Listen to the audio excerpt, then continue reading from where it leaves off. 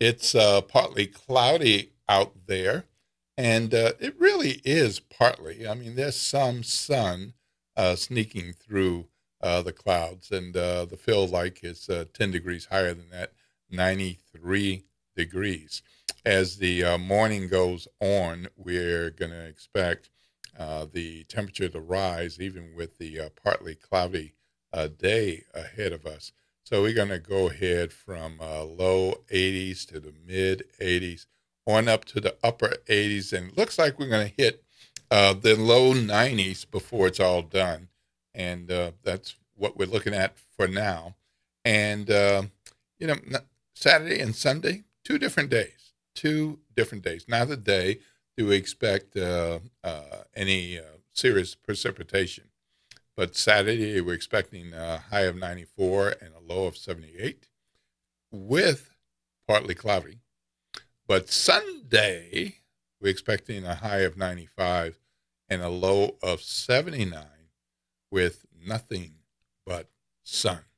So if you're looking to spend your weekend and trying to decide when you're going to go out and when you're going to go in, how many things you're going to do, take advantage of the vitamin D out there. Sunday would be that day. Doesn't mean you can't go out and take care of some things in the partly cloudy weather on Saturday. But things are improving and going up and down. But we're going to have some sun today, and in the weekend, we're going to have more sun on Monday as well. But get ready for next week because we're going to have thunderstorms once again. And of course, we will be hoping and praying that the Sewage and Water Board has things together, that we won't have human error, and that we will have limited flooding. And wouldn't that be nice? No flooding. Imagine New Orleans with no flooding, none, zero. Wow. that would be something. That would be something. Well, we are looking forward to a good show today. We have news and information to share with you, and we're going to have a couple of guests as well.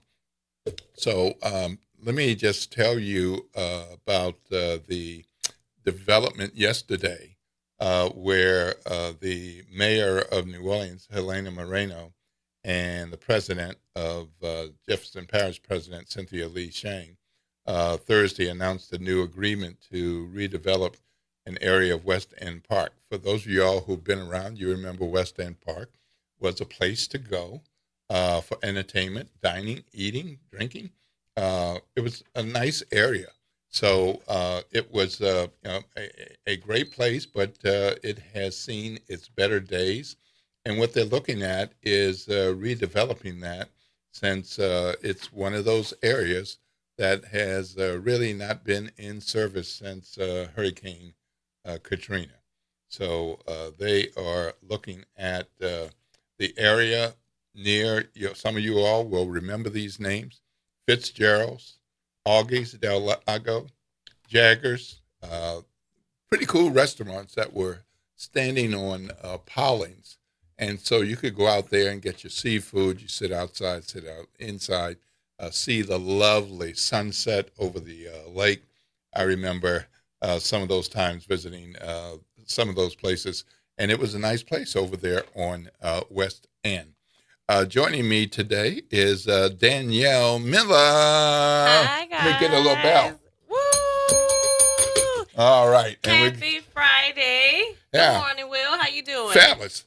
Even better seeing you, young sister. Yes. I'm happy to be here for what, round two? Yeah. Round two, All right. yes. Okay. What we got going on this morning, Will? Well, we got Jared on the other side of the glass, so Yes. we can't do this without him. So Exactly. yeah. So I was just talking about West End and the development over there, and it's we're moving forward with some development, but this is one of those areas where part of it is in Jefferson Parish, and part of it is in New Orleans. Mm-hmm. So that's been a part of the issue for years. It's like, well, whose property is it? Well, it's been clear whose property it is. And what do you want to do with your part? Mm-hmm. and what do you want to do with we want to do with our part. Mm-hmm. And the only way this was going to work was to come to some agreement and figure out how to redevelop the area and bring back a space that a lot of us remember. I mean, Mm-hmm. you're a little young to remember Fitzgerald's. Oh yeah, You yeah, don't remember yeah. Fitzgerald? No. Yeah, Mm-mm. right. No. The only Fitzgerald I remember is off of Scandal. If you Okay. watched that before, I was just watching that last night. Well, for those of us who are chronologically gifted, we recall that as one of the nice seafood restaurants. I enjoyed going there Mm-hmm. different times, but I particularly enjoyed Fitzgerald's overlooking the lake and being able to get dinner at sunset. You know how you go to the lake sometimes and Mm-hmm. just sit out there, take a walk, and the sun is coming down, but to have a meal with on pillars, a restaurant sitting on pillars Wow. out in the lake, Mm-hmm. and it was nice. That sounds beautiful. Yeah, it was nice. It was So, nice. what has taken over that spot now, or is Well, it's this is completely what gone? they are developing. So the Oh. mayor and Jefferson Parish are talking about some new development over there, and so it's looking like it's going to be a nice area. But as is true with things like this, it's going to take some time to develop the area. Mm-hmm. But they're looking at it as a major transformation. So part of it is it'll be good for Jefferson Parish and good for New Orleans because it's going to bring back a tax base. Oh, good. Yeah, so it'll bring back a tax base. And that's been part of the issue Mhm. for all these years since Katrina. It's like, well, who wants it? Who wants it? And so they've agreed to have this redevelopment and to split the revenue. Oh, well, look at there. Yeah. Look at there. Imagine that. Imagine that. You can have some, I can have some. Look, that's what it should be like. So, Yep. all So, right, so yeah, Mayor so Moreno. yeah, so that's a good move. I'm looking forward to that. I don't know that Fitzgerald's will be coming back, Mm. but I'm sure there'll be some nice places over there. And this is something that Moreno picked up. It's been around for years, Mhm. but when she became mayor, she picked this up.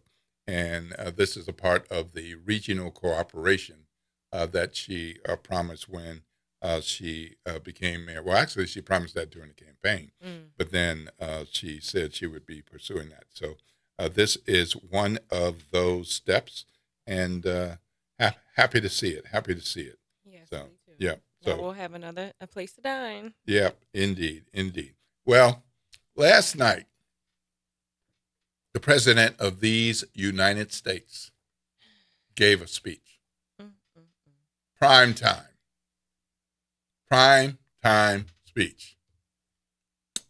And from the White House, and lots of people watched, but they had limited chances to watch Mm-hmm. because some networks decided not to air it. Wow, that's when you know it's bad. When the president. Oh, So ABC and NBC said, we're not doing that. mm. We're not going to show your nonsense. But we will stream it. Mm-hmm. So we have multiple platforms. And so people who would like to watch, they can go over to the streaming platform and they can take a look. CNN decided the same thing. We're not going to show it. Mm-hmm. We're just going to review what you say and fact check what you say Mm-hmm. and go from there. And CBS aired some of it. Of course, CBS is the network that has seemed to getting closer and closer in the bed in cahoots with the Trump administration. So we continue to watch how they handle things like this. But the president got PO'd about this. Mm. And so he's calling for their network licenses. Wow. Yeah. Wow. They shouldn't even be on the air because they're not giving me my prime time. Well, news outlets are taking a stand. Yep, They're taking a stand. We don't want all that nonsense on our yep, platforms. yep, yep. So and just a reminder: this is not something that has happened only during President Trump's term. Mm-hmm. There was at least one speech that Biden gave that networks decided not to air, and at least one Obama speech that Mm. they decided not to air. I remember the Obama speech was about immigration, Mm-hmm. and networks decided it was far too political, that went beyond policy and presidential weight, that they decided that they would not air it. Mm-hmm. So it's been done before. It's just a matter of this time with. I mean, basically, the man won't let 2020 go. He clearly won't. We 6 years past, almost in 2027, and we still talking about this. Yeah, I mean, so he won't let it go. So he accused China of uh, uh, interfering with the election. Wow. He accused people of hiding uh, reports and information. Mm-hmm. They were ready to go. The White House was. As soon as his speech was done, if you go to whitehouse.gov, anybody can go there. Mm-hmm. You go to whitehouse.gov, there's going to be a pop up that says, "Would you like to see our information that shows that this is a problem?" So there's a little pop up right. I mean, before you go to anything else, they got a little pop up. Oh my And God. then they got some, they're not pull downs exactly, but they got some separate items so Mm-hmm. that you can pull them up. Well, I pulled up some of them. And what did you discover? These documents that have been freshly declassified on the pages on the White House website, so many of the pages are redacted. Mm. So you can look at one of the pages and see about 10 words. Oh my God. It's like Now why this post it? all this big hype, all this big hype, and Oh it's my like, God. well, look at this. He also, my opinion, accused the deep state of keeping information from him when he was president the last time. Oh wow. So he basically accused his own administration of taking part in this. Well, I do what I do. I have a diverse news diet, so I look at different things. I wish I could do this 24 hours a day, but I need to get some sleep, and I need to do some work. But I found this fascinating, so I'm going to read this to you all, Okay. and this is from the New York Times. Okay. All right, this is the New York Times report. No, it's part of the New York Times report after the speech. Mm-hmm. Here we go. Trump's primetime speech from the East Room of the White House was an astonishing spectacle, featuring a president intent on persuading the country that its elections cannot be trusted, at least not the ones where he or his allies fall short. He cited selectively declassified documents to make sensational claims about vulnerabilities of the election system, although nothing he revealed proved any outcomes were actually changed. Mm. The exercise underscored how much Mr. Trump in his second term has come to be obsessed with relitigating the 2020 election and finding ways to cast doubt on the 2026 election. In the 18 months since he returned to office, he has installed election deniers in key positions, sought to change the rules to make it harder to cast ballots, seized voting records in a bid to prove his conspiracy theories, and purged officials who investigated his efforts to overturn his election defeat 6 years ago. Wow. That's the New York Times. That is crazy. That is crazy. So that's just piece of the story. It's a darn good, much longer story, but clearly they're saying, in so many words, this guy's a knucklehead, Mm-hmm. Mm-hmm. and he's lying to y'all. Yeah, because how can you put on upload documents, declassified documents with selected information redacted from the documents. That's why don't you put the whole thing up?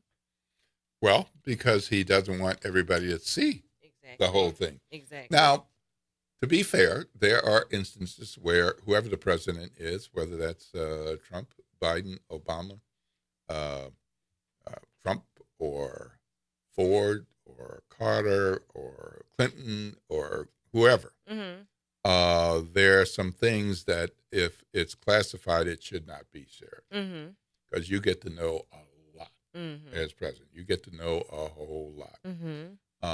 And then if something is declassified, there's some things that you should declassify to be transparent as you can. But a lot of intelligence is not confirmed. It's not confirmed. It's like gossip. Yeah. It's like you heard this from a friend who heard this from a friend who heard this from a friend. And that kind of thing about intelligence around the world is included in these reports. So it would be very easy to say, is that true? And people going crazy. Yeah, kind of like on some social media posts. Exactly. And you know how that goes. I know you know how to decipher that. Yeah, for sure. But a lot of people just see it and think that it's real. Exactly.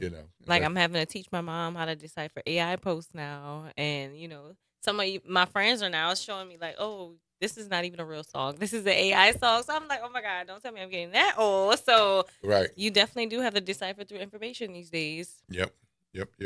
Well, the president after. Well, he knew this before the speech, but after the speech, actually, he mentioned a couple of these networks during the speech.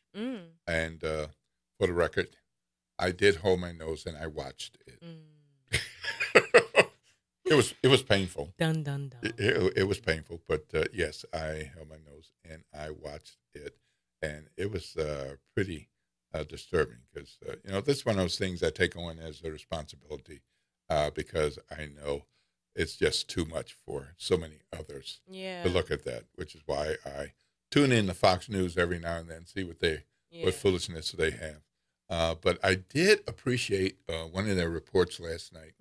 They had a guy on who debunked what the president said. Okay. I was like, is this Fox News? Is this Fox News? Somebody going to come in and yank him off? He might not have a job this morning, but dealing with the president. I forget the guy's name, but I was like, and the anchor was like, but isn't it true that, Oh, and he was holding his ground. Now, he wasn't like a angry man being so disgusted, but he was saying, this is damaging. Now, this is not the way we need to handle this type of information, and we have to be careful with this type of information. So, that's how that part went. So, if you're interested, there's more news about this out there, and if you're interested in seeing the redacted classified information, you can go to whitehouse.gov, and you can basically read the president's speech and parts of the speech there as well. Just be sure to keep that fast forward button there, because there might be some parts where it's like, I can't take this. Now, my whole thing is, this happened in 2020. We're now in 2026, and you're the president. Why now is this information still important? Like, let's move on. You hold the seat right now, so why are we still going back and forward? Yep, indeed. All right. Well, we're going to take a break, and when we come back, we're going to have a pretty darn important conversation. Some of us are aware of TPS. Some of us are not. And that's why I want to have this conversation, because this is affecting more than 300,000, more than 350,000 Haitians, and a lot of Syrians, and going to be affecting Ukrainians and a number of other people. Basically, this is temporary protection status. So when people have fierce fighting, major damage from significant storms, hurricanes, and they flee to this country, they have this designation that allows them to stay here for a while. And we're going to talk about how that has operated. And the president of the United States is taking that away. 7:22 a.m. We're going to break. Danielle, what's that talk line number if anybody wants to call in? You guys give us a call at 504-582-9422. We love to chat. All right. This is WBOK 1230 a.m. What New Orleans is talking about all day long.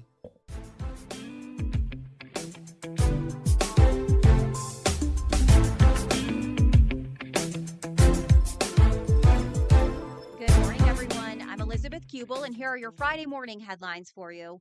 New Orleans police are busy this morning investigating two separate shootings. The latest happened around 2 a.m. at the intersection of Chef Mentor Highway and Wilson Avenue. Police say a man showed up at a nearby hospital with a gunshot wound. And hours earlier, a man was shot near the intersection of Spain and Abundance Streets around 11:30 p.m. EMS took him to the hospital. No word on either of their conditions or any suspects, but if you know anything, call Crime Stoppers at 504-822-1111. The city's ankle monitoring system may shut down operations by the first of the month. That is according to the Assured Supervision Accountability Program, or ASAP. They say its caseload is significantly down and they're taking major financial losses. ASAP is urging the mayor to intervene, or else starting Monday, they will bring suspects back to court and remove monitoring devices. And New Orleans police are pushing for more e-bike safety after 4 deaths have been reported this year, and they want to remind you of some safety reminders as well. Officers are telling people to ride with traffic, not against it, and they're also reminding you to wear a helmet while riding e-bikes. That's a look for you at your Friday morning headlines. I'm Elizabeth Kubel for WBOK. Have a great day, everyone. Trying to grow your business or increase traffic to your location? We can help. WBOK 1230 AM has a number of solutions that will meet your individual needs. Give one of our consultants a call today at 504-582-9420 or email us at info@wbok1230.com. And remember, an investment with WBOK is an investment in our community. Call today. This is The Law in Your Legacy. I'm attorney Pete Hamilton. I'm attorney Ryan Hamilton.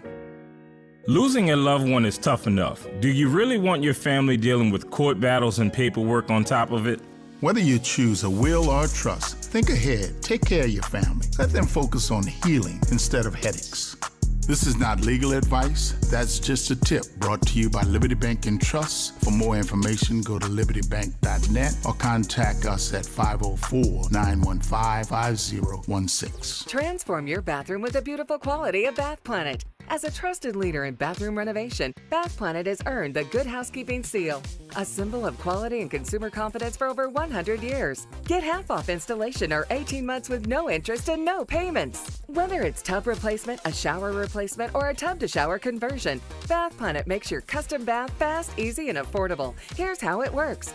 1. Call to schedule your free, no-obligation consultation. 2. Our design experts come to you with real samples to customize your dream bath. 3. Our certified installers complete the transformation in as little as 1 day. And right now, for a limited time, you can upgrade your bathroom for 50% off installation or choose 18 months with no interest and no payments. But you need to call now. This special offer is only available by calling 800-981-8177. That's 800-981-8177. Call 800-981-8177 right now before the offer ends. Point! Hey, you okay? You don't normally miss those shots. I just haven't been as regular lately, and it's making me feel sluggish. You should try Metamucil. It's been a game changer for me. Metamucil's plant-based psyllium fiber helps trap and remove the waste that weighs you down. Ace, you're moving better than you were last week. Definitely. Metamucil keeps you moving. These statements have not been evaluated by the Food and Drug Administration. This product is not intended to diagnose, treat, cure, or prevent any disease. Learn more at metamucil.com. This is the story of the one. As a maintenance engineer at a beverage manufacturing plant, he starts his day knowing every line is ready to run because Grainger delivers the industrial-grade products he needs to keep mixers, conveyors, and packaging equipment moving. With Grainger's vast selection of bearings, belts, and motors, he keeps operations running smoothly, so nothing grinds to a halt. Call 1-800-GRAINGER, click Grainger.com, or just stop by. Grainger, for the ones who get it done. is Andronika Morris, host of Put Housing First. Join us every Tuesday at 12 o'clock, where we will discuss how housing affects every aspect of our lives and what's necessary, what's needed to guarantee housing for all. Join us every Tuesday at 12 o'clock as we dig down deep onto the issues that affect all of us. Step back in time and experience the moments that shaped our world at the National World War II Museum, located in the heart of the Warehouse District in New Orleans. This world-renowned museum brings history to life, telling America's story in the war that changed everything, why it was fought, how it was won, and what it means today. From immersive exhibits to powerful personal stories, this is more than a museum. It's an experience. Plan your visit today at nationalww2museum.org. World War II Museum, where history lives. This is your news update for WBOK from WDSU. For all your news and weather, watch WDSU News, New Orleans' leader in live, local, late-breaking news. Today at noon and 4 p.m. Mostly sunny and hot today. A spotty shower is possible later, but 90% of us will actually stay dry. Highs reach 94 to 95 degrees, feeling like 100 plus degrees. And then over the weekend, we are expected to be into the mid-90s, near record-breaking temperatures. We could feel very close to heat advisory status, getting 108 possibly and above. Small chances for rain as well. For the WDSU First Warning Weather Center, I'm Raven Reshaw. Good morning. Wake up. The Good Morning Show. Good morning. On WBOK.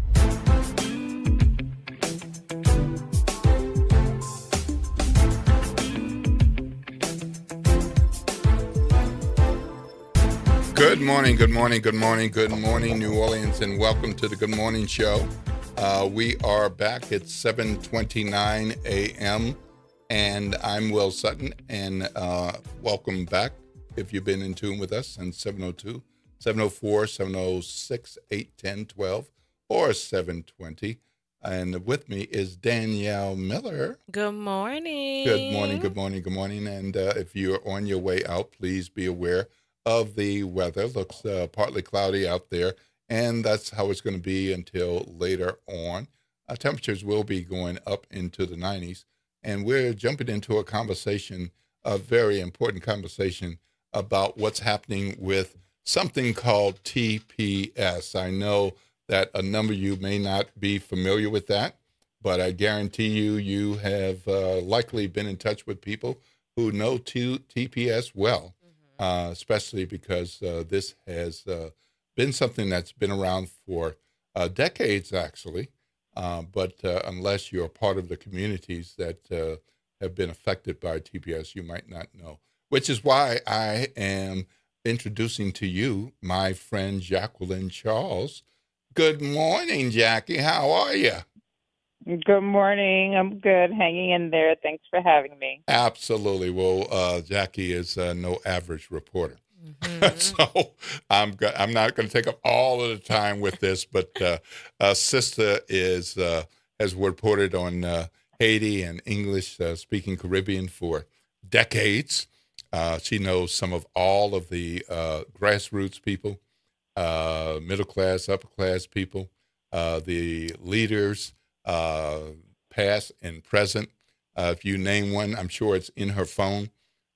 She's a Pulitzer Prize finalist for covering the Haiti earthquake. She's a Maria Moore's Cabot Prize winner, and I could go on, but I just want to make sure. To hire me. I just want to make sure you know, Sister knows what she's talking about. So let's start with TPS. There's some history to TPS, and you've known about that for quite a long time, but not everybody. So what is TPS? Yeah, so TPS, temporary protected status, right? So this was actually put in place by Congress in 1990, and it is for countries whose for countries that are in turmoil. They've been hit by a major natural disaster like an earthquake, or they are undergoing civil strife, like a civil war, but basically countries around the world that are unstable. And their nationals, their citizens, are here in the United States, but they do not have a legal immigration status. So they are here, they are undocumented. We do not use the word illegal individuals because nobody is illegal. Somebody could have illegally entered the U.S., certainly. And so we've seen this over the years with countries like Liberia, in Africa. Remember, they were undergoing a civil war for a very long time, and their nationals were here. We've seen it with Montserrat, which is this tiny country in the Caribbean that has volcanoes. And in the case of Haiti, we've had a temporary protected status for Haitian nationals since that country was hit with a devastating earthquake. That basically almost destroyed the capital. According to the Haitian government figures, more than 300,000 individuals were killed in that quake. I myself, was in Haiti, saw the damage up front. But Haiti's a country that's been going through political turmoil for a very long time. We had the earthquake in 2010, and then just 5 years ago on July 7th, the country's president was assassinated in his bedroom in the middle of the night.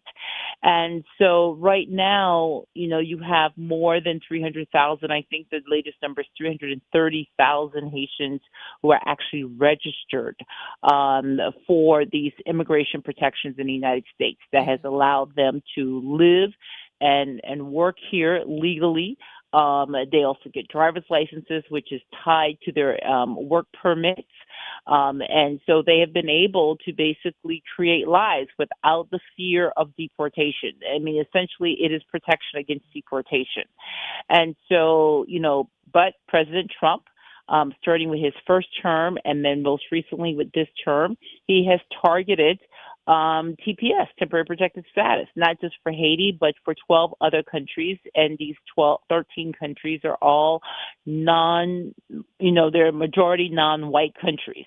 Number of them are, on the African continent. All of them are going through some sort of, major instability, ongoing strife, including Venezuela, where there was just a major earthquake a few weeks ago.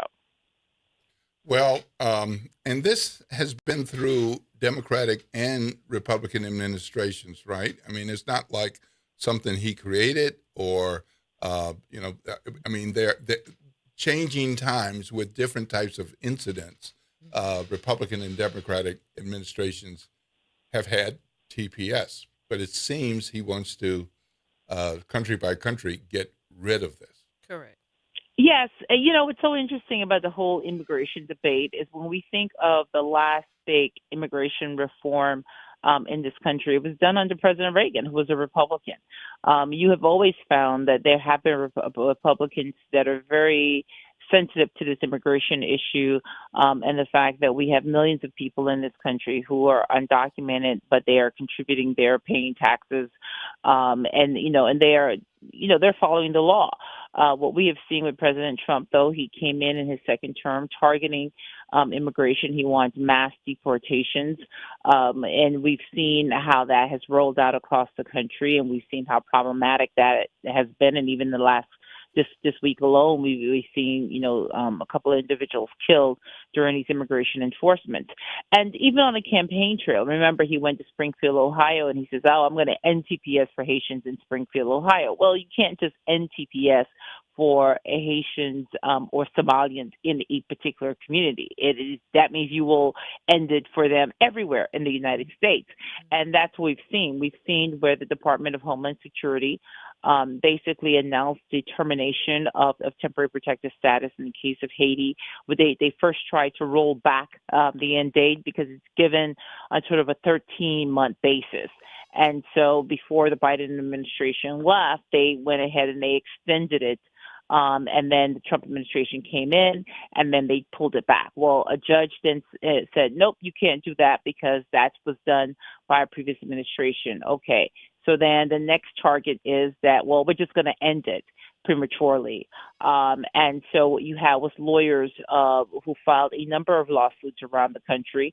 And in this particular instance, where we are here is a lawsuit that was filed on behalf of 5 Haitians who basically said, you know what, this was done out of racial and national animus. It was done because we're Black. It was done because we're Haitian. And then you had a judge, Judge Reyes in Washington, D.C. District Court, who on February 2nd, the day before TPS was supposed to end, basically put a hold on that and said, no, I think that these plaintiffs have a merit to their argument and they will most likely win. So we are going to hold this termination until this case makes its way through the court system. And the argument there being that, okay, if these plaintiffs were to win their case, and then you've deported all of these people, those people will have already been out of the United States. They wouldn't have an opportunity to take advantage of that benefit. So she basically put it on hold. The administration appealed. They did 2 appeals, which was unusual. They appealed to her to reverse herself, and then they also appealed to the district court. They didn't go to the Supreme Court yet. And then when they went to the district court, an appeals court basically ruled against the administration and basically upheld this lower court's decision. And then that's when we saw President Trump go to the Supreme Court using what we've seen, this what they call the shadow docket, which is basically to sort of, quickly move things through. And in this case, they combined 2 TPS cases, both for Haitians and for Syrians. All right, and Jackie, we have a lot of Haitian people in Louisiana, and there's Thousands. also, yes, a lot in Florida as well. So what are you hearing from those community members who will be directly impacted if this passes? Well, it's passed, I have to tell you. So the Supreme Court ruled in the favor of the administration, and TPS was supposed to end on the 1st of July. The administration extended it by 2 weeks until July 24th. At midnight, at 12:01, people will no longer be legal in this country, and Haitians. And so what that means is that if you are out, if you're driving, first of all, you're not supposed to be legally driving. If you get stopped by law enforcement, they will detain you, and depending on your circumstance in terms of how long you've been here and what your situation is, access to a lawyer or not, you may be on the plane, shortly thereafter being deported to Haiti. As a matter of fact, yesterday there was a deportation flight that landed in Cape Haitian with a total of 111 individuals on board, including a pregnant woman. The Haitian authorities have been told that they should expect 2 deportation flights a week for a total of 250 people each week being returned from the United States. And let me just tell this to your readers so they understand the situation we're in. I explained that the president of Haiti was assassinated in the middle of the night in his bedroom 5 years ago. As a result of that, you've seen a deepening of a crisis that was already there. So when you think of the capital of Port-au-Prince, which was nearly destroyed by, this earthquake in 2010, at the time you have over 4 million people. Well, today, 90% of Port-au-Prince is under the control of armed gangs. What does that mean? I mean, I was just in Haiti last month. I mean, that means that, people are getting kidnapped. I mean, imagine a police officer who is the chief of staff for the Minister of Defense is driving his 6-year-old daughter who was sick in the middle of the night to the doctor, and he, the daughter, and the wife were all kidnapped. And they've been held. They continue to be confined. Young girls are being violently raped and killed. You just can't move in this capital without the fear of not being able to return to your home. More than almost 1.5 million, which is the same number of people who were displaced by the earthquake, are now displaced by armed gang violence, meaning gangs have come into neighborhoods, they've set fire to people's homes, and people have had to flee sometimes with nothing but the clothes on their back. They're living in these encampments that are just awful. I mean, no toilets, no access to potable drinking water, no access to privacy. You talk to mothers who tell you that they had to sleep on top of their daughters for fear of rape. No lights. It's just subhumane conditions that people are being subjected to. And while the administration has argued that not all of Haiti is controlled by gangs. True, but you have three major regions in the country that are, and Port-au-Prince, all roads literally lead to and through Port-au-Prince to get to everywhere else. And so even major roads, I mean, the United States has Haiti under a travel do not travel warning. We'll talk about that in a minute. But, U.S. commercial airlines are not allowed to land in Port-au-Prince. As is, the United States is spending millions of dollars on what they call a gang suppression force, which is basically a coalition of military soldiers from mostly from African countries that are, supposed to be about 5,000. They're supposed to go in and help the Haitian National Police take on gangs who, by the way, are better armed than the Haitian police. And those arms are coming from the United States, primarily from Florida. They are being trafficked in, so I'm sorry, Jackie, I mentioned the arms that the gangs have are coming from the United States? They're coming from the United States. And when we talk about arms, we're not just talking about AK-47s and automatic weapons. We're talking about military-grade weapons that can basically penetrate armored vehicles, walls. These are the guns that these gangs have. The reason why that there is a ban on U.S. commercial carriers landing there is because three airlines, starting with a Spirit airline, the gang shot at it as it was flying over Port-au-Prince. Nobody died, thank God. There was a flight attendant who did get grazed by a bullet, when it penetrated that aircraft as it was flying over. And then American and JetBlue also reported bullets. And so as a result of that happened almost 2 years ago now, U.S. commercial carriers are not allowed to land there.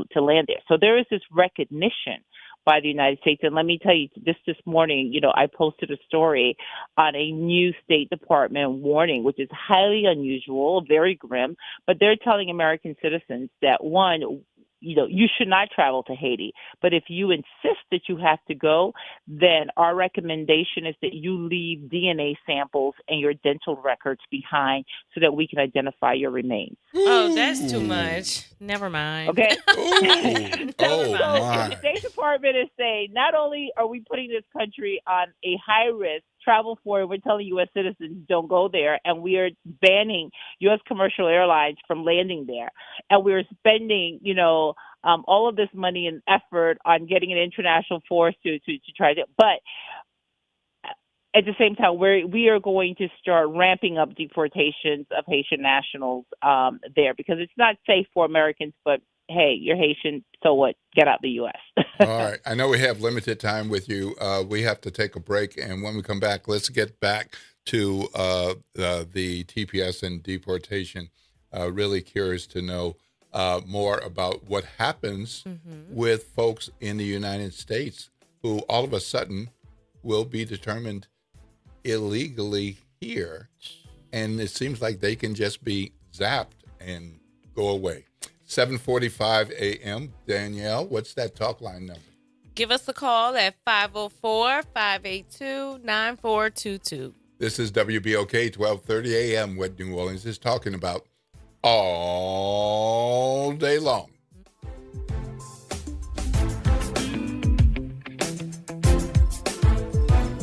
Late nights are made for chillin', and you can do just that every Sunday night at 10 p.m. as DJ Wick brings you The Love Zone. It's the perfect way to top off your weekend with your favorite old and new school ballads. So sit back, relax, and let DJ Wick take you to the Love Zone on WBOK and on the World Wide Web at WBOK1230.com. Throughout July, Louisiana residents get half off general admission to the National World War II Museum. Take advantage of 50% off and beat the summer heat at New Orleans' #1 attraction. Don't wait. Plan your visit at nationalww2museum.org.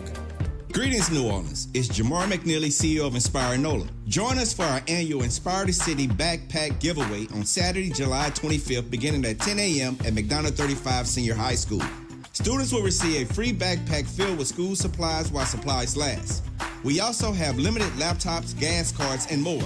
Be there Saturday, July 25th, 10 a.m. at McDonough 35 Senior High School. Let's inspire the city.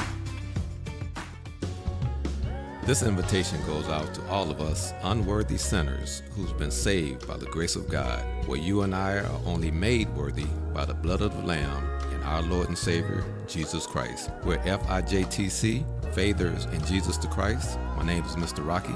You can tune in to WBOK, 12:30 a.m. Sunday mornings from 8:30 a.m. to 9 a.m. Hope to see you there. Good morning, wake up. The Good Morning Show. Good morning. On WBOK.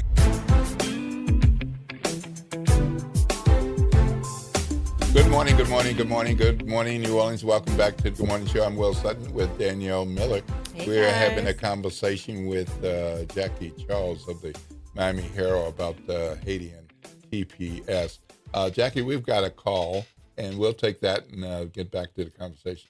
Don, good morning. You're on Will Sutton, Danielle Miller, and Jackie Charles. Hey. Don? Don, we can't hear you. Okay. All right. Jackie, one of the things that happens when people say Haiti is they think poor country, poor people, everybody's poor, unintelligent, people don't know what they're doing. That's why they can't get it together. Give us some context about how complex Haiti is and tie that to the types of people who are Haitians living in America and Haitian Americans and the type of people who all of a sudden will be forced to leave this country. Well, how about we start with the fact that had it not been for the Haitian Revolution, the Louisiana Purchase would have never happened.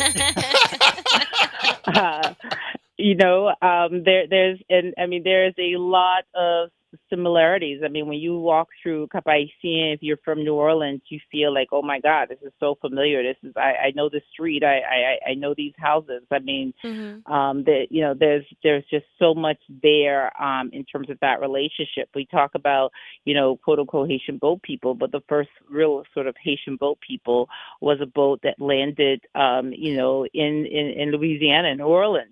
As folks were fleeing the Haitian Revolution, with their slaves. So I say all of that to say that, yes, this is a country that basically got its independence through blood and tears. And what we've seen is that there's been a lot of interference from the very beginning, the lack of recognition by the United States of Haiti's independence and the fear that what happened in Haiti would spread to the U.S. France demanding that Haiti pay an indemnity for its independence, which basically raided the country's bank. I mean, Haiti, was at one point France's richest colony. So how do you go from being, the richest colony of a power like France to today one of the poorer countries, at least material wealth-wise? I mentioned the assassination of the Haitian president 5 years ago. Well, when he was killed, the last time a Haitian president was killed was a century earlier. And that triggered, 19-year occupation by the U.S. And we use the word occupation because, the U.S. went in, basically took over the Haitian reserves, and basically ran that country. And at that point, we were under Jim Crow. And so all of the ways the U.S. Operated, in terms of, blacks, people of lighter hues, they transported all of that to this majority, black country. And at the time, they used the whole idea about the Germans. And so even when Jovenel Moïse, the most recent president, was killed, there was a lot of debate going back and forth in the U.S. administration about whether or not they should send in American troops, right? Yes, Haitians have been responsible for parts of their instability, but it has not been on their own. There's been a lot of overreach and interference, primarily by the U.S., in terms of how, Haitian conducts their politics, their elections. And so, today you have a situation where the U.S. has ended these protections. People have been here. People are afraid. People are trying to decide, what do I do? In many cases, people don't have homes to go to because they've been overtaken by armed gangs. People, if you think about a young child who came here 16 years ago, they are now, they've been totally socialized in the U.S. They're more American, than Haitian. Haiti is very unfamiliar to them. There are people who have been here under TPS even before the earthquake, because in 2004, you had the president that was exiled, Aristide. And so it's a very difficult situation, because even if I decide to go to a place outside of the capital that is not overrun by armed gangs, everything moves through the capital. There's that access, right? How do I get something just as basic services in terms of hospitals? The country's biggest hospital and most modern hospital has been shut down because of the gang violence, and that is near the border with the Dominican Republic. And so people today in these communities, whether it's New Orleans, whether it's in Florida, who are in this situation, they are really sort of like paralyzed by the fear and by the decision that's facing them. Some people think that maybe they can wait this out. Others are not sure. There are people who own homes. They have mortgages. They have car payments. And imagine on the 25th, they will not have a job, because for a lot of companies, you can't keep somebody on a payroll. A company like Amazon, a lot of people who came in recent years, they went to work for Amazon. Well, Amazon has already started laying off workers because some companies require you to have 6 months of validity on your working documents in order for you to stay employed. So that's what we're bracing for in these communities in terms of the economic impact that it's going to have on our local economies, but then there's also the emotional and psychological toll that it's taking on people, on these 330,000 plus individuals who are in this situation.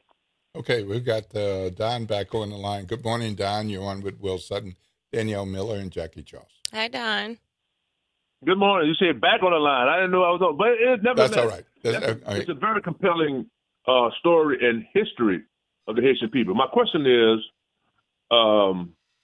this is a federal program that's a temporary protective status. Yes. It is a federal program that I'm sure was administered by the legislative branch of government. What can be done legally to put an injunction on this deportation, because it's not an executive branch decision.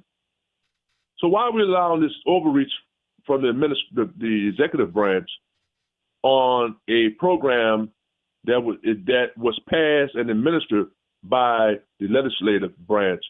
And that could be, and what has been the communities of human societies, how have they pushed their legislative and their connections to put an injunction on this deportation? Because these people, and one more thing quickly, has there been a skill assessment of the Haitian people? Because what I say by that is the Immigration Act of 1965 allowed for skilled and professional people. And we know that when people transfer to the United States, even though in their country they may have been skilled and professional, those things are nullified, and you have people driving taxis, working in restaurants, who may be engineers, who may be architects, all kind of skilled professionals.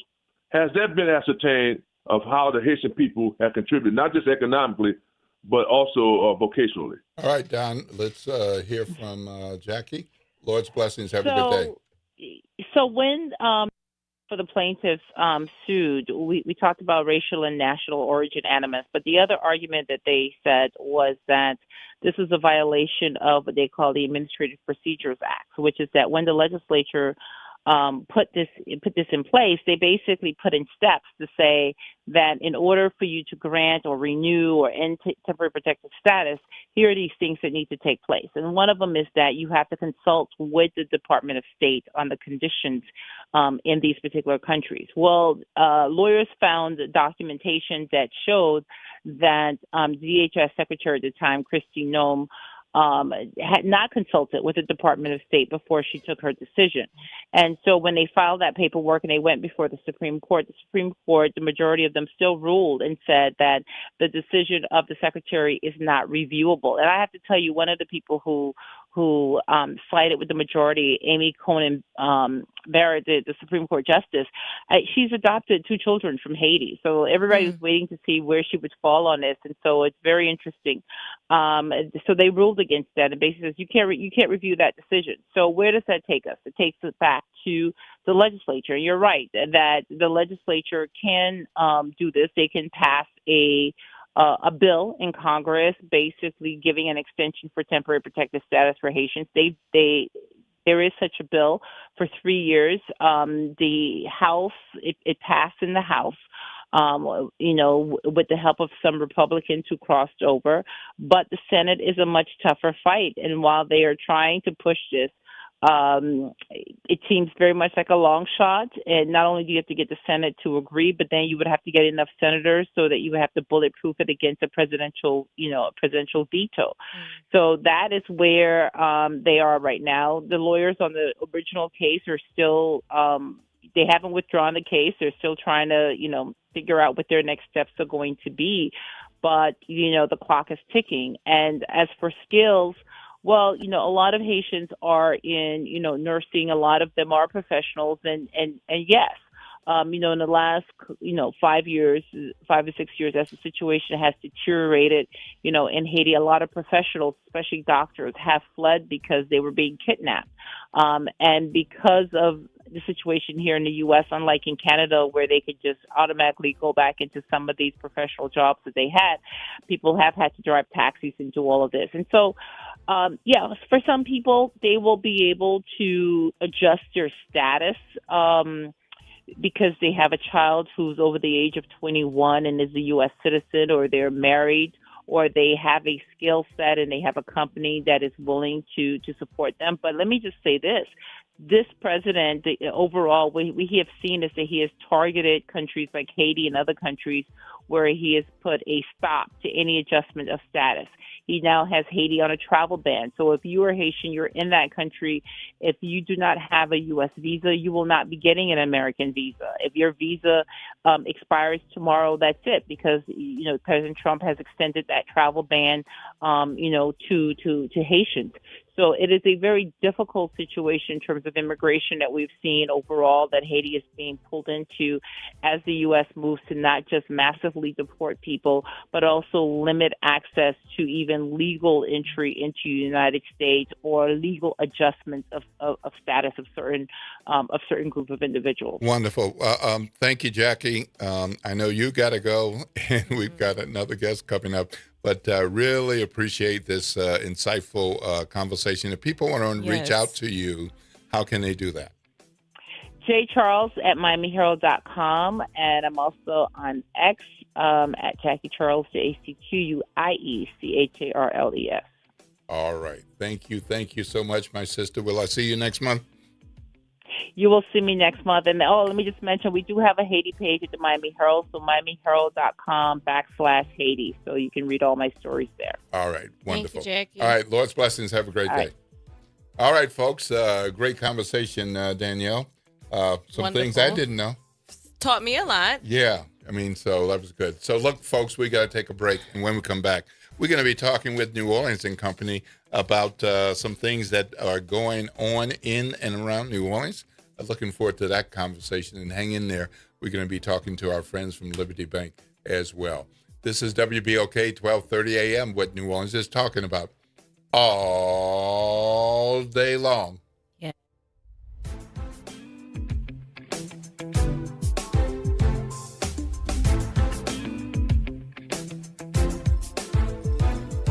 WBOK New Orleans, home of the Good Morning Show, 7 to 9 a.m. weekdays. Gregory Wood with BIN News Now. Dangerous flooding continues across the Texas Hill Country after torrential rains dumped up to 10 inches in some areas. Governor Greg Abbott has already issued disaster declarations. More than 75 boats, more than 20 aircraft, more than 30 state agencies are responding. Officials say the Guadalupe River surged 35 feet in just 4 hours, prompting disaster declarations and renewed flash flood warnings. Byron Allen's Allen Media Group earned 3 Daytime Emmy nominations. The company's courtroom program, Justice for the People with Judge Milian and Mathis Court with Judge Mathis, were recognized in the Outstanding Legal Courtroom Series category.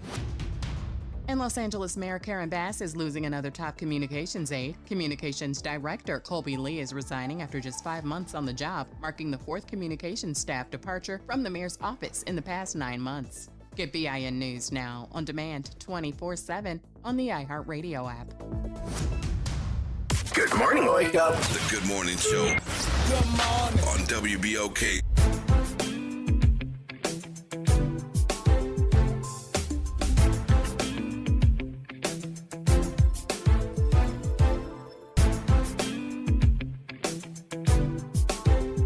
Good morning, good morning, good morning, good morning, New Orleans, and welcome back to the Good Morning Show.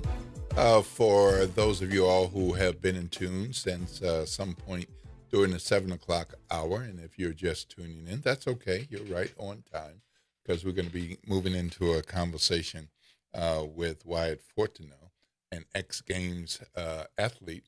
But let me just remind you about the weather, as some of you all are just waking up or turning over. The temperature is about 86 degrees right now. In just an hour or so, it's going to be 87, 88. It's going to stay that way until about noon. Then it's going to start moving into the 90s.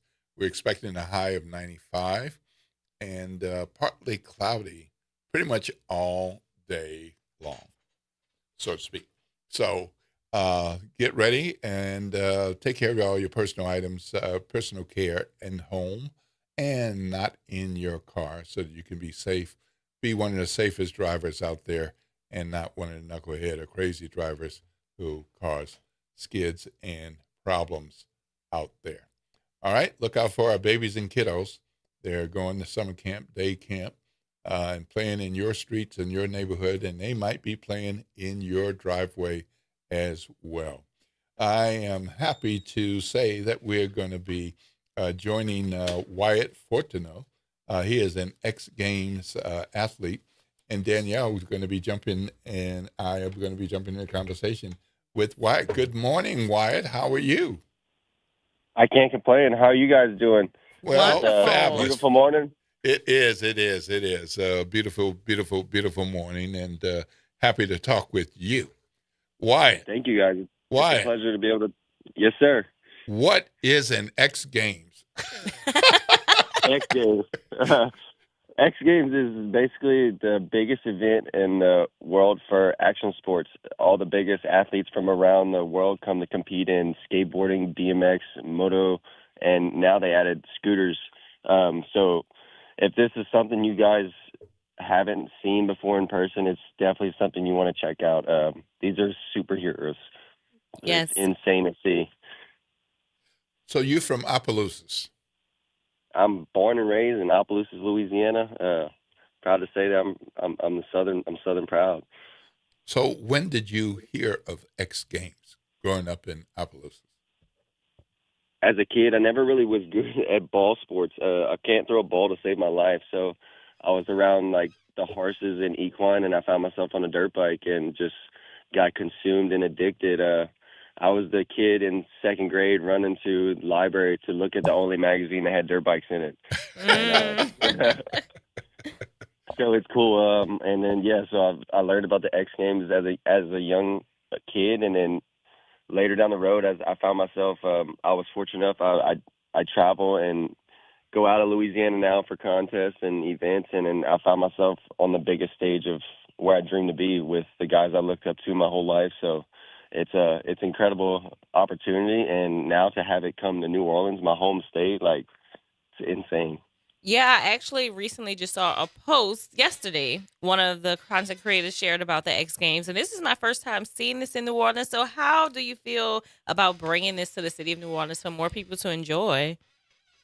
It's insane. So, like I was just telling you guys, like if you haven't seen it, this is such a treat for Louisiana and the people of New Orleans. It's just something that you don't get to see often, and to see in person, it's insane. So hopefully it fires up some new talent, some new people getting to see something that they don't normally get to see, and maybe it brings some new athletes out of Louisiana. Yes, absolutely. So, Wyatt, for those of us not as familiar with X Games, what does this look like? So, even if you're not a football fan, you pretty much know there's a football field and that there are football players. You might not know how many football players are on the team, on the field at a given time, but you know there's one team pushing against another team. You might know that they're called offense and defense. You might know that there's a field goal and a touchdown. But for folks like that, it's like, what are some of the basics of X Games? So basically, when a lot of people think of like skateboard or BMX, they'll think of the half pipe. They'll definitely have one of those, and then they'll have skate parks that they build in and build for the time being, and it's some of the craziest, coolest looking skate parks. So it would no telling how the skate park's going to be this time. And then around the skate parks, they're surrounding the moto ramp, which is like a big metal ramp to a giant big landing that's 75 feet away. So like in the certain contest I do, you'll see 8 to 10 or 12 riders all jumping the ramp at like one time, doing either a trick or a whip, and then there's judges judging it on different categories as best tricks. So you'll see a few guys who are inventing some of the newest tricks and who haven't landed the tricks, and you'll see some possibly world's first at X Games for that in BMX, moto, and then there's another category, best whip, which is I'm competing in, and that's where basically the guys want to go off the ramp and turn the bike as sideways, upside down, or backwards as much as you can, and it came from like the style of whip, like kind of in the racing background, and turned into which is now one of the biggest tricks in motocross. So it's pretty cool. And you've been doing this for quite some time, Wyatt. And, like we'll say, for the people who don't know, how do you get into a sport like this if you want to compete with your cars or with the bikes, the skateboards? How do you break into this industry? I was fortunate enough to be around a few people as a kid, and then my parents able to support me until, they couldn't. And to get into freestyle was a little bit different. I found myself to where like the racing wasn't working out, and then just trying to learn tricks and then putting myself around the right people. As far as that, I just kind of worked hard as I could. That was one thing I learned: just work for what you want, and I was just following where I needed to go, meeting the right people, and putting myself in the right positions to where I could be sitting here now talking to you guys. Yeah. So, are there scores? I mean, how can somebody determine whether you win or somebody else wins? I mean, I'm imagining colorful uniforms and helmets and twists and turns, but what's a better twist than somebody else? Or how, do you need to be in the air for a certain amount of time? How does that work? So it kind of depends on what they're judging on. If they're just judging on like the best trick, they'll do obviously like if it's a crazy big backflip or front flip with a big variation of somebody doing a trick while they're doing that, depending on like how hard the trick is to do while doing a front flip or a back flip, they'll determine that. And then if they land smooth or not, like if you guys have 5 minutes or 10 minutes, go check out Sacramento X Games best trick, and like every single person out of the 8 did a trick that is just mind blowing. And so you're just like, how are the judges judging this? That's why we leave it up to the judges, and it's like crazy to see. But yeah, so that's how they judge it, depending on how you land, the variation your trick you do, if you do it with a flip or not. And then when it comes to the whips, it depends on what the crowd's liking and how the judges are reading you, versus if you get completely upside down during your whip or if you turn the bike completely 180. There's a few different ways. So do you know Brock Wayford? I do. That's a very good friend of mine, and actually a dude I've looked up to my whole life. Being like he's a Red Bull BMXer out of New Orleans, and I'm just like sick. One day it'd be cool to meet him, and I'm fortunate enough to have met him a few times and hung out with him. We now kind of both reside in California at times when we need to be, and then come back to Louisiana. But super rad dude, insane on a bike, awesome style. He's proud of where he's came from, just like me. And so this is going to be over a couple of nights, right? About 3 nights? Yes, sir. It'll be from Friday to Sunday.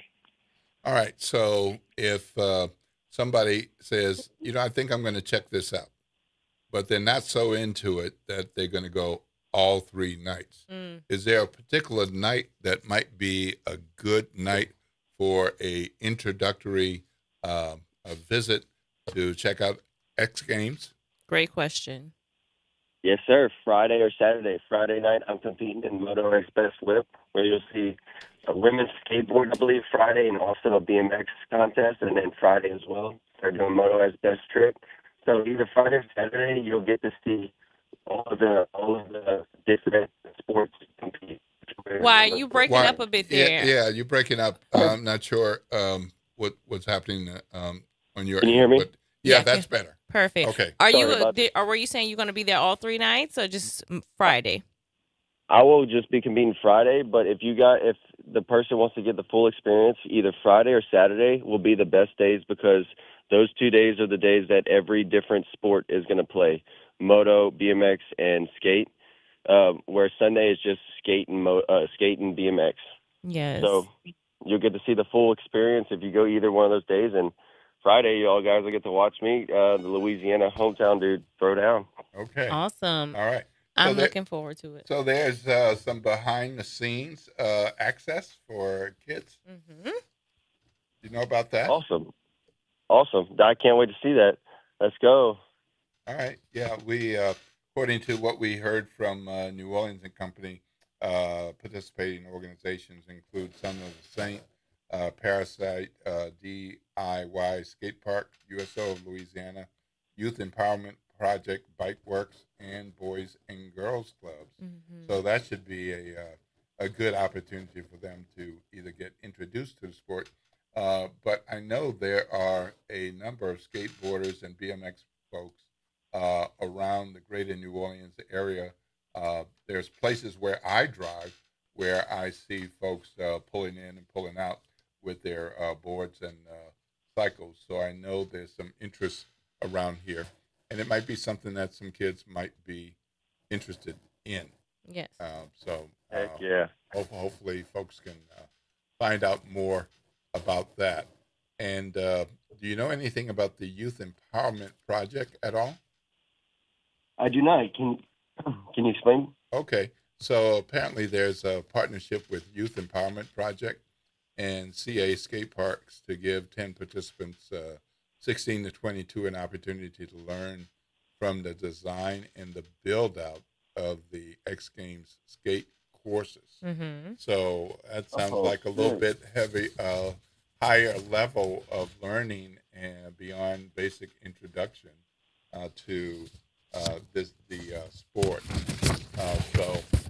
There's that. So we do have some raceways here, like in Gretna. I don't know if you've been to that one with Gretna BMX.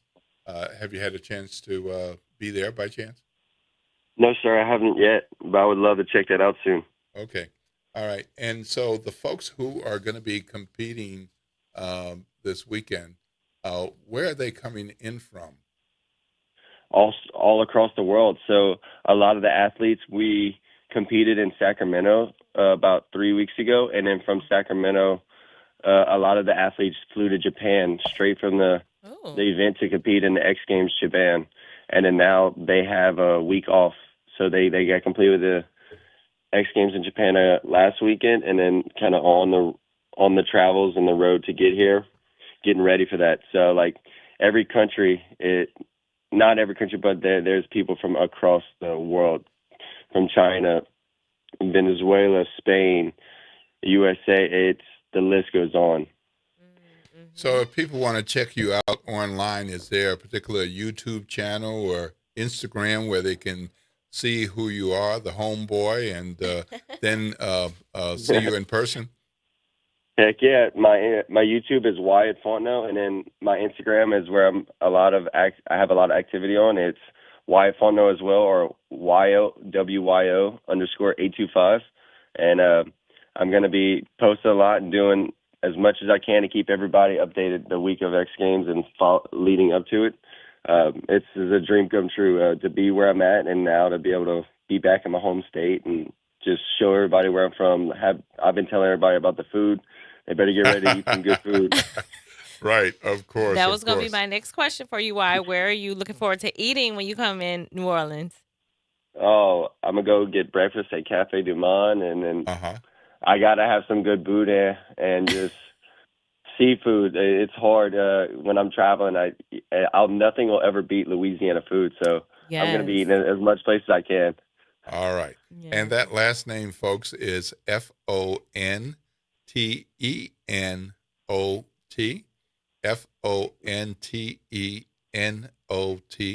If you want to look him up, and Wyatt, the regular spelling, Wyatt.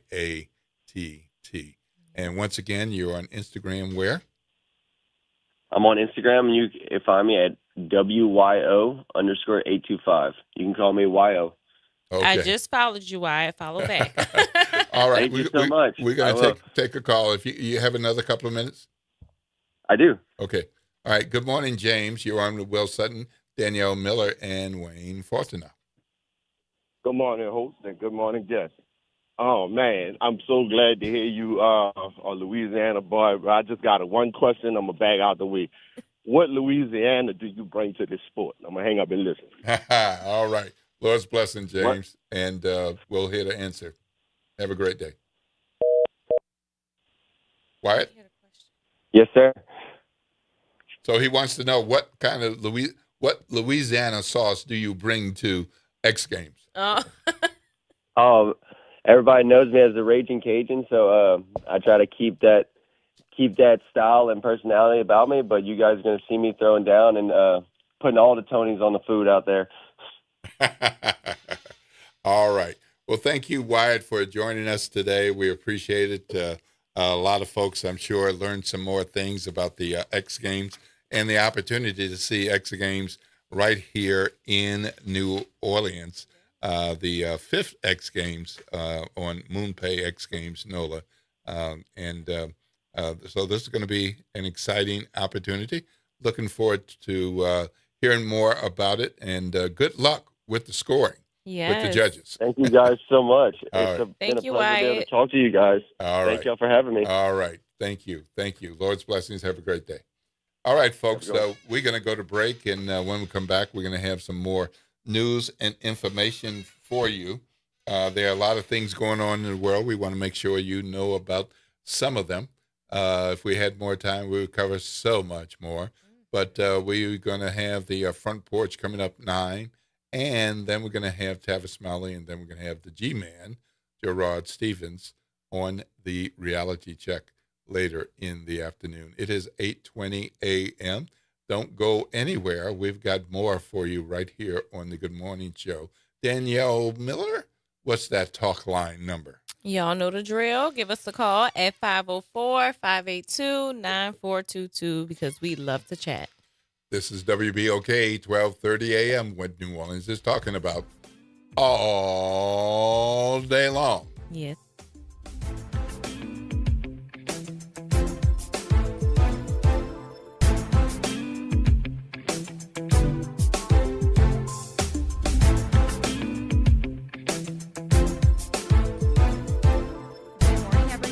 Elizabeth Kubel, and here are your Friday morning headlines for you. New Orleans police are busy this morning investigating 2 separate shootings. The latest happened around 2 a.m. at the intersection of Chef Mentor Highway and Wilson Avenue. Police say a man showed up at a nearby hospital with a gunshot wound. And hours earlier, a man was shot near the intersection of Spain and Abundance Streets around 11:30 p.m. EMS took him to the hospital. No word on either of their conditions or any suspects, but if you know anything, call Crime Stoppers at 504-822-1111. The city's ankle monitoring system may shut down operations by the first of the month. That is according to the Assured Supervision Accountability Program, or ASAP. They say its caseload is significantly down and they're taking major financial losses.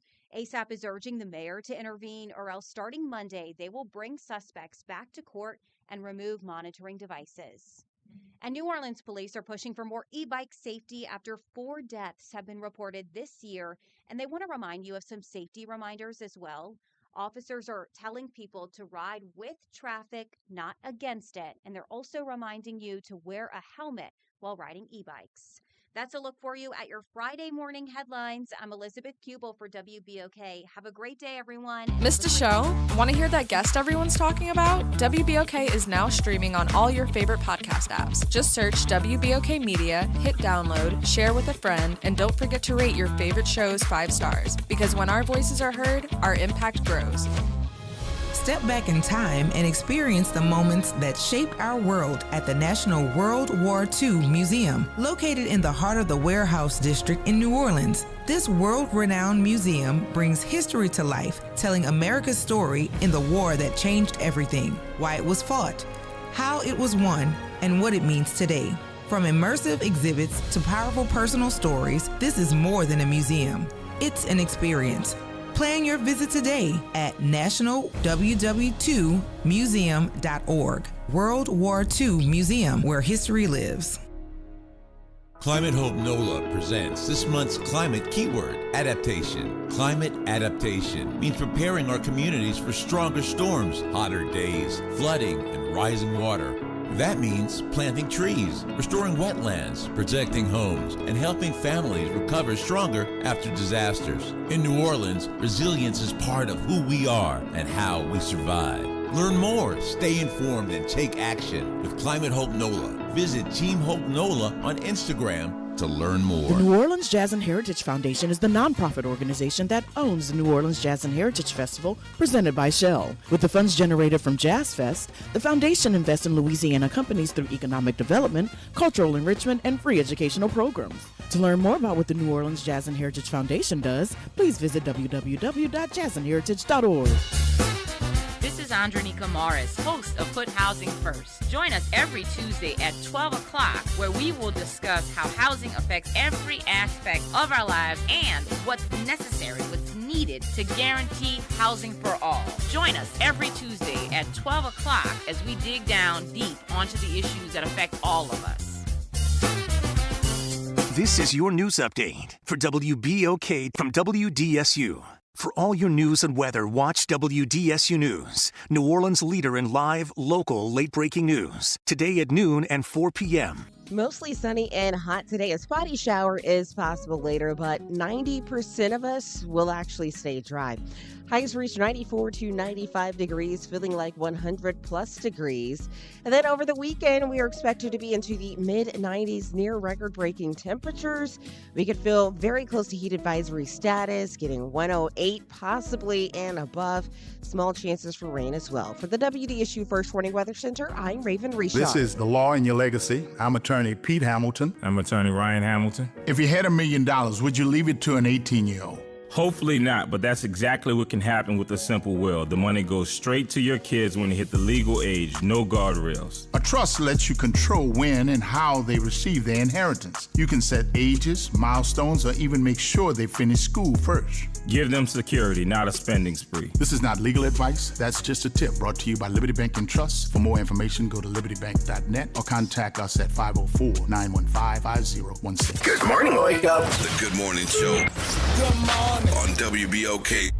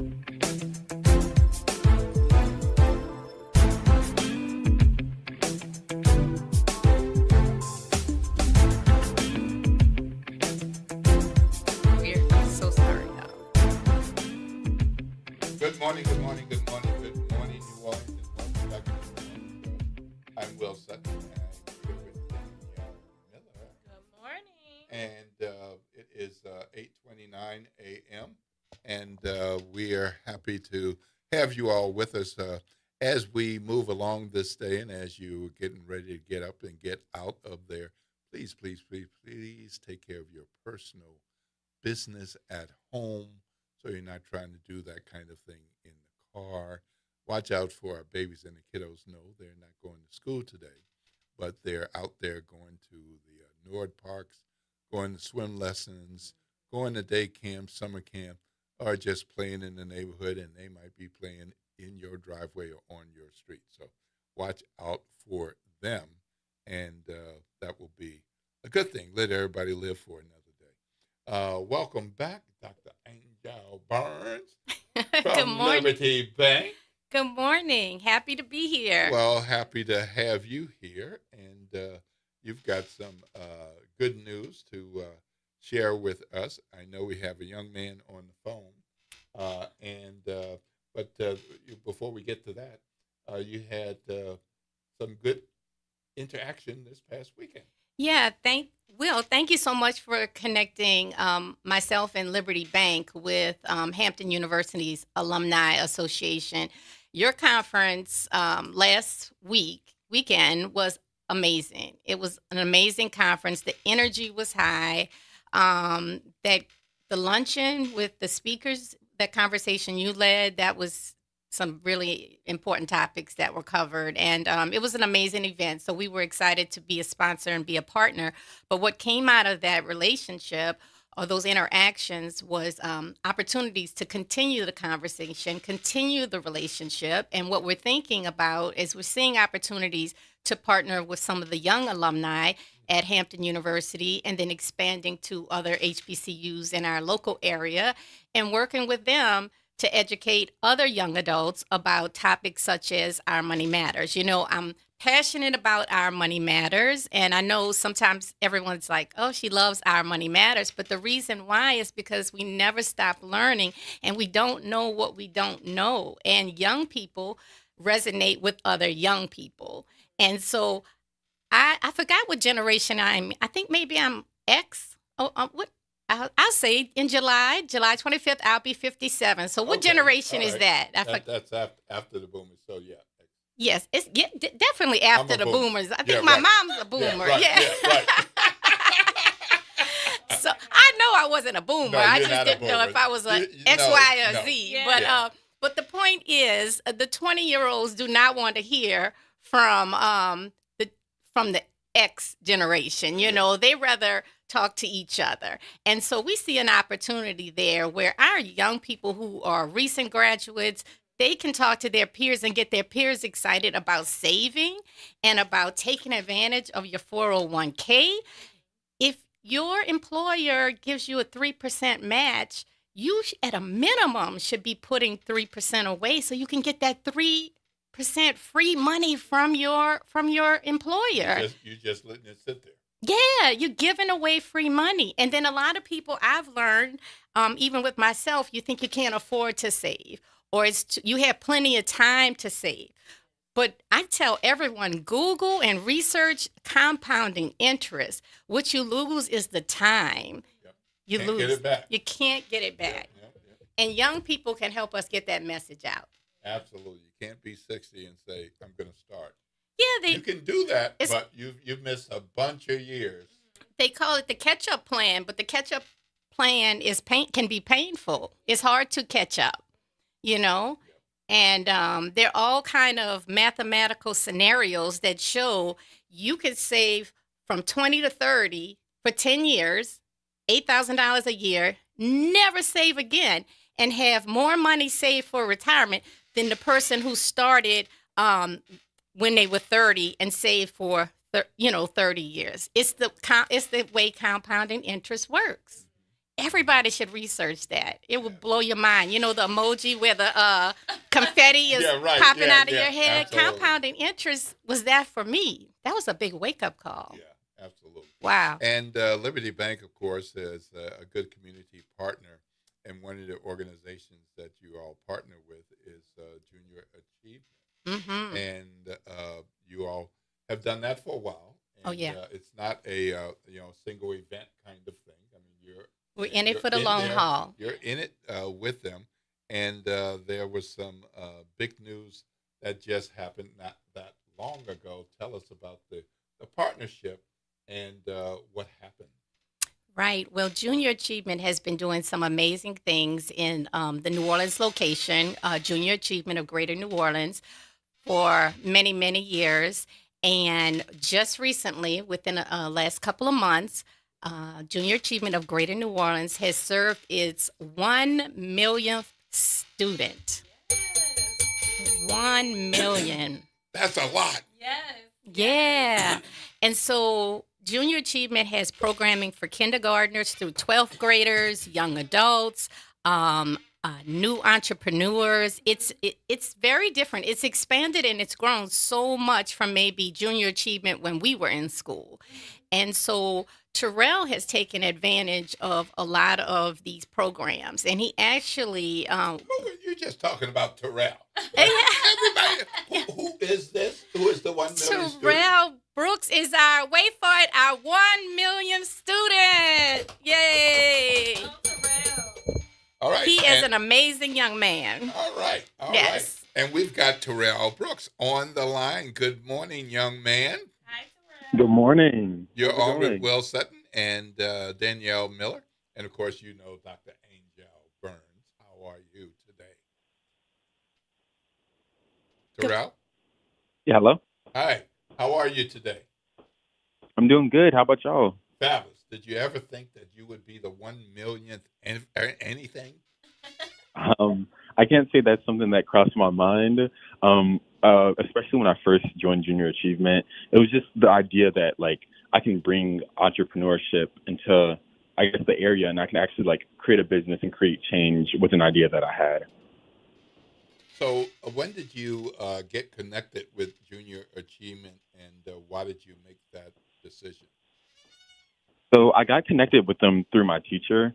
My teacher told what kind of started this club, this business club, actually. And she let me know after I passed one of her AP exams, she was like, hey, it's something that you should just try. And even if you don't like it, at least you tried it. So I ended up going to Junior Achievement, and I fell in love with the program. It was amazing just to see a lot of other like-minded people like me around in the area and talking with them just about, like, different business ideas and different ideas in general. Not only helped me, but I feel like it was like a mutual beneficial thing where it's like I was helping them, but they're also helping me define my ideas and help build myself up. And after that, I just kept going every day or every week, every Wednesday. And the program was amazing. I just loved everything about it, the mentorship. I actually believe, like, I developed myself while I was there. Awesome. And Terrell, you mentioned entrepreneurship. So what area of entrepreneurship are you interested in? What are you working on right now? I really love nonprofits and the way that nonprofits work to benefit the community in a sense where they can help people who otherwise might not have access to the resources, access resources. So that's something that I've been trying to develop, especially at Junior Achievement and just like through my life. And for people who may be their first time hearing about Junior Achievement, what is one of the most impactful things you have experienced being a part of this program? One of the most impactful things I would say is definitely the mentorship. They genuinely care about you and they're there to develop you. I think it's also what you put out, you get back.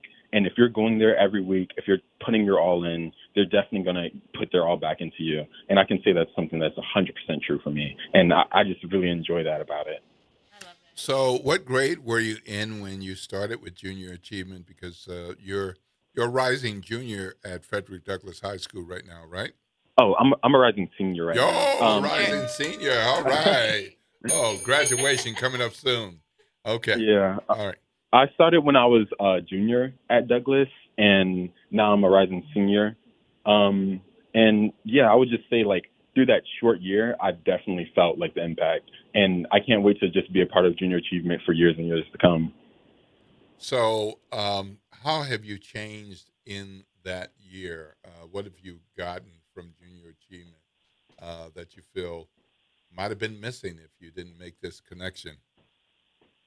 I think what was missing, or like what I've developed in myself in that short year, was the ability to work on a time crunch, but also be able to say, like, I put my best forward.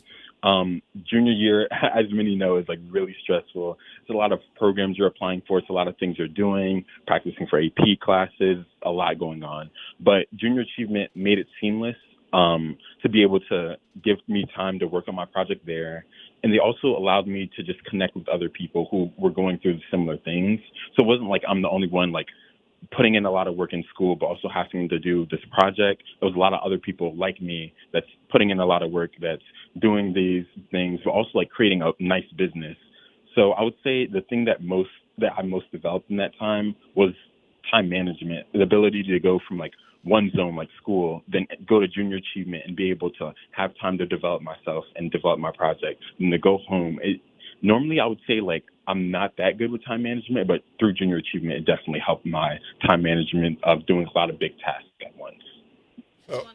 So, Dr. Burns, I guess this success is one of the reasons that Liberty Bank backs and supports this program. It must make you proud to see a young man like Terrell Brooks. It does. Liberty Bank is a community-based bank, and even though we've grown and we can do some really big multi-million-dollar deals, we're a community-based bank, and we care about our young people. And I can say personally, when Terrell mentioned those practices, at least once a week, late into the evening, I watched him practice. I even watched him in competition. And he just blew me away with his presentation skills, his oratorical skills, the quality of his slide presentation, and the product that he actually put together, that he pitched to us and some professional entrepreneurs. So I don't know if he wants to talk a little bit about that, but I thought it was just amazing. All of those skills I can see transferable to just about any career path that he might choose, and that would be beneficial to all of us. Like here we are right now, public speaking, and I mean he just blew me away. And I watched him develop and grow, and it was stellar. So I don't know if he wants to talk about Terrell. The slide presentation that you put together and also your product. Can you tell us a little bit about, how you came to decide what you wanted to pitch? Because it was amazing. So I decided to pitch a program called Speak Wild, which is designed to help kids with public speaking skills just develop themselves into a community. And a bit of context here, I was a part of this other program called Live Oak, and they're also a nonprofit. And they have this program similar to my idea, Speak Wild, but they're more focused on leadership as a broad category. But I wanted to narrow it in on the point of public speaking, because I know public speaking is a big issue, especially in youth. A lot of people are scared to speak in public, so being able to speak in public is a big thing. So through me, going through Live Oak, I decided to narrow in on that point and then transfer it to Speak Wild. And Speak Wild is a nonprofit organization designed to help kids with public speaking issues, spanned across 8 weeks. It goes all the way into summer. And you meet once a week on Saturday at City Park, where you're developing yourself in a community. You're learning how to tie knots, how to pitch a tent, but you're also learning how to connect with one another as a leader and just connect with a broader group. You're learning how to speak in front of a crowd. You're learning how to connect with one another. And these skills are really important and transferable to other, like education and other organizations like that. Then after that, you're going to go to North Carolina or go hiking for a week, where you actually go to a different state and you're hiking in the wilderness. And you're using the skills that you've been learning, but you're also learning how to communicate with one another. Then once you get back to New Orleans, you're actually pitching your whole idea or what you've learned / developed. And within that 8 weeks of time, you're pitching that in front of a crowd, where you're learning how to, one, publicly speak, but also how to get wilderness experience and wilderness experience in general. And it's through exposure therapy. So it's bringing to something you might like wilderness adventure. And even if you don't like it or you like it, that's something to get your mind off the bigger thing, which is public speaking, that I'm sure a lot of people are, it affects a lot of people, young and old. But if we can help young people, then it won't affect them once they get older. Well, as a Eagle Scout who's had some camping and wilderness experiences, one of the things that I'll say is, it depends on the environment often where you're comfortable with people and talking. So there were kids in my troop that you wouldn't expect to talk in the big meeting room and all. But if we were out in the woods, they were more comfortable. Yeah. Or around a campfire, they would be more comfortable. And sometimes you have campfire skits and programming, and it's like, is that Andy? So sometimes that putting people in different environments allow them to pull out that something that's in them. That's right. But it's not, you expect them to be the kid in the class who raises their hand all the time. But it's not like they don't know or they're not interested. A different environment might be helpful to them. So I love hearing what you're talking about there. I really like that a lot. Look, we're going to go to a break. And when we come back, we're going to have more conversation about your success and Liberty's connection to this success. Because we're really happy to hear about Liberty Bank's backing of this program and getting you to where you are. But perhaps we can hear more about where you're going after being the 1 millionth student. I'm Will Sutton here with Danielle Miller. We're talking to Dr. Angel Burns from Liberty Bank and Terrell Brooks, who is the 1 millionth student served by the Greater New Orleans Area Junior Achievement of Greater New Orleans. It's 8:46 a.m. We're going to take a break right now. And the talk line number is what, Danielle? It is 504-582-9422. Y'all give us a call. 504-582-9422. This is WBOK, 1230 a.m. What New Orleans is talking about. All day long.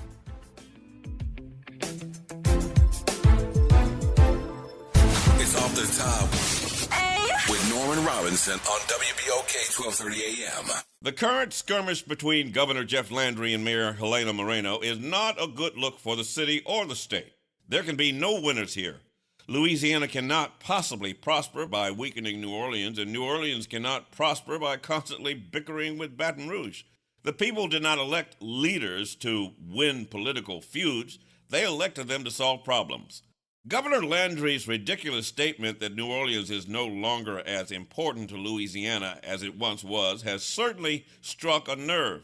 However, there is a kernel of truth, but it is only part of the story. Historically, New Orleans once dominated Louisiana's economy to an even greater degree than it does today. But since Hurricane Katrina, Baton Rouge, Lafayette, Lake Charles, and more recently, major industrial and technology investments in North Louisiana have broadened the state's economic base. Economists acknowledge that New Orleans is no longer quite as dominant, but still dominant as it was decades ago. But that is very different, mind you, from saying New Orleans is no longer indispensable. New Orleans, make no mistake about it, remains Louisiana's largest concentration of economic activity. Orleans and Jefferson parishes consistently rank among the state's largest generators of sales and income tax revenue. The Port of New Orleans remains one of America's most important maritime gateways. New Orleans is still Louisiana's international brand. Moreover, there is tourism. If someone in Germany, Japan, Brazil, Canada, or California says they're coming to Louisiana, odds are, as you overwhelmingly know, they're coming to New Orleans. Mardi Gras, Jazz Fest, the French Quarter, the National World War II Museum, the Garden District, the food, the music, the architecture. It is difficult to imagine Louisiana's tourism industry without New Orleans serving as its global ambassador. What is unarguably true is Louisiana has become more diversified, not that New Orleans has become less important. As for the ugly mess at the root of this controversy, the restructuring of New Orleans courts, we now have the governor, the attorney general, the mayor, the city council, the legislature, the Orleans Parish grand jury, and the Louisiana Supreme Court all caught up in this struggle over power, local control, and the rule of law, ironically with the attorney general under indictment. The dispute has even spilled into financing, with the city withdrawing a bond request amid fears of state retaliation, with both sides accusing the other of harming the state's interests. To her credit, Mayor Helena Moreno has extended the olive branch to the governor. The governor is being a jackass and so far refused. My advice to the governor is stop being a donkey's butt, sit down with Helena Moreno, be a statesman, and solve this mess. This is Norman Robinson off the top. New Orleans, are you ready for a voice that says what you're thinking? Who that, you might ask? Arrington Gavin. That's right, I'm your guy, host of the Arrington Gavin Show, giving you so much filled with bold opinions, real conversations, and zero sugarcoating. We're going to be diving into the issues that matter, politics, pop culture, and all the above, unfiltered and unafraid. Catch the Arrington Gavin Show weeknights from 7 p.m. to 8 p.m., Monday through Fridays, right here on WBOK, what New Orleans is talking about. Greetings and salutations. I am Edward B. Coulon Smith, chairman of the board of the New Orleans Regional Black Chamber of Commerce. We'd like to invite you to tune in every Wednesday at 12 noon on WBOK to listen in on Black to Business and be a part of the movement that's going on. Thank you. Good morning, wake up. The Good Morning Show. Good morning. On WBOK.